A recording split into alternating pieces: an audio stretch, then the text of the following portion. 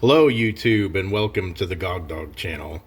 I wanted to make a video today that is a little bit different than the other videos I have on my channel, but as I've been staying home a lot lately and doing some crafting and a little bit of amateur woodworking, I wanted to get into a little bit of some tool talk because I have a couple of these Craftsman tape measures here that I got from my local Lowe's, and particularly this 25-foot one I have used for pretty much all my projects so far, and I actually really like it. And if you look at tape measure reviews and things like that on YouTube, it seems like there's the one main tape measure that everyone talks about is the Stanley FatMax, and how it's kind of the gold standard by which other tape measures are measured, so to speak. And I was wondering, since Craftsman is now owned by Stanley Black & Decker, and seemingly overnight Lowe's popping up with all this Craftsman stuff and pretty much all their Stanley stuff disappearing, it made me really think that pretty much the Craftsman brand has been used to kind of like a Stanley Black & Decker catch-all. And they're rebranding a lot of that stuff, and since Lowe's has exclusivity, they're trying to sell it all there, because every time I would go to the competing home goods store, I would find the FatMaxes, and I was like, these things are very similar. Now, I have watched a number of videos on YouTube, and no one's really doing a head-to-head comparison. I might have seen one video somewhere, and I don't know what the outcome of this is yet because I just got them out of the bag. But today, I purchased a pair of 16 and 25-foot Stanley FatMaxes so that I can compare these directly with the Craftsman's, because they have some very in my opinion, non-coincidental similarities. So I want to take a closer look at these. Okay, starting off looking at the 16-foot versions here. I'll turn them sideways a little bit here so we can see the locking devices on them. It looks like the Craftsman one is maybe a slight amount wider than the FatMax, and the groove here is slightly different. Looks like it's a little bit wider as well, although if we look at the hooks, they look pretty much identical. I really can't tell any difference in these two. In fact, let's pull one of these out real quick. We can see that they have the same amount of rivets there, and even the tape itself looks pretty similar. They have a boxed in 16-foot indicator there, and the hash marks there look pretty similar. Of course, the Stanley's yellow, the Craftsman tape is white. Flipping around to the back side here.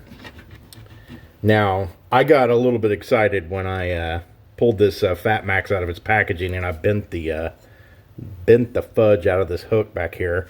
So it looked a little bit more like this one when I got it out. I mean, looking at the two of those, they look pretty similar, I would say.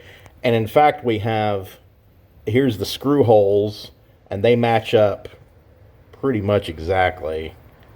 There are slight variations in the body styles. Now, of course, the molding is going to be different for this. This has a ridge here that you can kind of get a little bit of a grip on, and then this texturing that they add in, and the FatMax is just smooth on the sides. And looking at the back, FatMax has the molding, or the rubberized molding, I guess you could say, fills the entire back. That way, when it's in the palm of your hand, I guess you've got kind of a good grip on the back side of it. This one, you know, they break it up to give it a little bit of a design, and then there's a little bit of a gap here. Not exactly sure what they use that for. Somebody I know has got to be screaming at me that they use it for some trick of the trade that I'm not familiar with. But looking back at the front, they both have flags indicating that something was done in the U.S. with them. Made in the USA with global materials, it looks like, on both of them. Okay, this is still on the 16-foot tapes. Looking at the tapes themselves, looking at the markings, it seems as though the Craftsman markings are a little bit smaller for the numbers past the first 3 or 4 inches here. In fact, you can see on the Craftsman, the numbers, the inches 1 through 4 are small and on both sides of the tape, and then they get larger going from 5 onwards. And on the Stanley, you have 1 through 3, and then larger on the 4, and going on down here. Now, one of these things I was looking at actually in the store when I was even looking at some of the DeWalt tapes were these numbers here, and I don't know what these numbers signify, if that's a patent number or what exactly it is, but both of them appear to be number 339 TC. I don't know if that signifies much. In fact, hang on just a second. Milwaukee tape measure that is definitely not owned by the same company, and it does have a different number here, so this must be patent or model number or something like that. Also, looking at the tape flexibility and the overall feel of the tape, they feel pretty much the same to me. I can't tell that there is really any difference between the two of these as far as thickness or something like that. Like, oh, you know, one might be a lot sturdier than the other. They feel pretty much identical. Also, both of these tapes are 1 1/8 inches wide. Okay, moving on to the 25-foot tapes. These are pretty much the same situation. So we see that we're both 25 feet, both made in the USA with global materials. If I turn them towards me, you'll see that the locking mechanism is ever so slightly wider on the Craftsman, and that groove in the middle for that locking mechanism is a little bit wider on it too.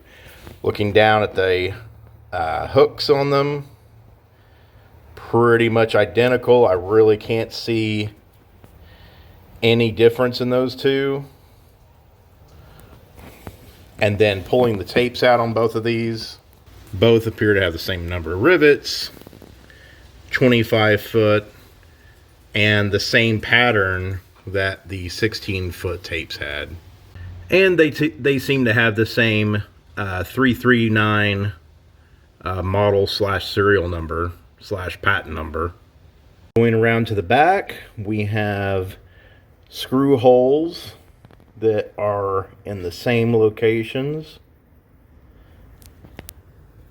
and then the same molding, and I would even say the same hooks on the back, or belt hooks. And turning them around, we still have this notch back here, and the FatMax completely molded on the back. It's pretty much the same story as the 16-footers. So looking at these tapes, I really can't discern much difference between the Craftsman and the Stanleys. I've heard a lot of people kind of dogging on the Craftsman ones online, saying that they break down quickly, and that might be true due to maybe some difference internally that I'm not obviously able to see here. Externally, they look extremely similar and are clearly from the same manufacturer and are most likely slight variations of each other. Depending on the sale, sometimes you can get the Craftsman pretty cheap, and sometimes these FatMaxes are relatively expensive. And like today, I went to Home Depot and got this 25-foot FatMax for $15, and this 25-foot at Lowe's was over $20. So but at Christmas time, I got 2 of these 25-foot Craftsmans for $20, so $10 a piece. So it really depends on what's going on, what kind of sale, and how much they're deciding to inflate tape measures at the time. From what I can see and the way they handle and the way they work, now, of course, I'm not putting them through terrific abuse or anything like that. They seem to be more or less the same tape measure. Anyhow, thanks so much for watching. Have a pleasant day.